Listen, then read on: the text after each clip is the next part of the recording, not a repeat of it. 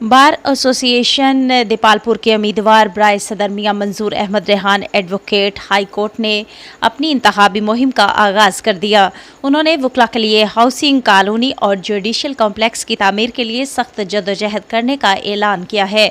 Bar association Depalpur के अनकरीब होने वाले इंतखाबात के लिए मुख्तलिफ वकला ग्रुप्स और वकला बिरादरी की बड़ी तादाद ने 21 साल वकालती खिदमात सर अंजाम देने वाले सीनियर वकील Mian Manzoor Ahmed Rehan advocate high court को मुतफ़िका तौर पर उम्मीदवार बराए सदर नामज़द कर दिया।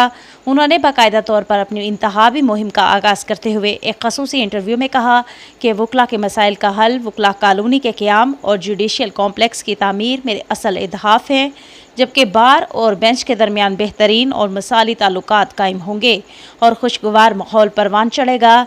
मियां मंजूर अहमद रेहान ने कहा कि सीनियर वकला हमारे माथे का झूमर और नौजवान वकला हमारे दिलों की धड़कन है। सबका एहतराम मलहूज़ खातिर रखने में कोई दकीका फ़रोगज़ाश्त नहीं किया जाएगा।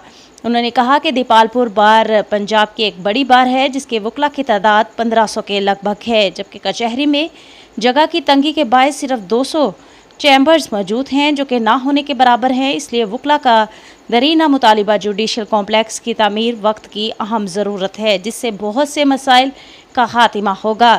लिहाजा इस सिलसिले को आगे बढ़ाते हुए जुडिशल कॉम्प्लेक्स की तामीर के लिए बेहतरीन अमली जदोजहद का नए सिरे से आगाज़ किया जाएगा और मैं इंशाल्लाह अपनी वकला बिरादरी की तवक्कात और उम्मीदों पर पूरा उतरने की भरपूर कोशिश करूँगा।